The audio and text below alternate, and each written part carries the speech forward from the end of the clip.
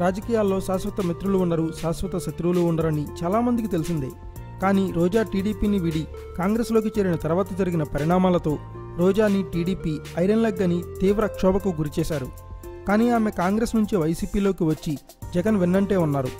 పార్టీలో ఫైర్ బ్రాండ్గా అనతి కాలంలోనే పేరు తెచ్చుకున్నారు రోజా.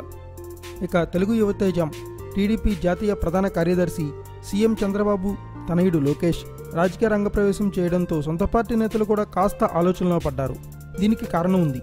చిన్నబాబు రాజకీయాల్లో ఎంట్రన్స్తో తమ జాతకం ఎలా ఉండబోతుంది అని చాలామంది తెలుగు తమ్ముళ్ళు ఆవేదన చెందుతున్నారు. తాజాగా రాజకీయ జ్యోతిష్య పండిట్ వేణుస్వామి కూడా లోకేష్ వల్ల టీడీపీకి రానున్న రోజుల్లో అనేక అడ్డంకులు వస్తాయని తెలిపారు. దీంతో సొంత గుట్టు మనుషులు కూడా కాస్త ఆలోచనలో పడ్డారు. జరిగిన పరిణామాలు కూడా దీనికి బలం చేకూర్చుతున్నాయి. లోకేష్ నామినేషన్ వేసిన వెంటనే చంద్రబాబుకు సుప్రీంకోర్టు నుంచి ఓటుకు నోటు కేసు నోటీసులు వచ్చాయి.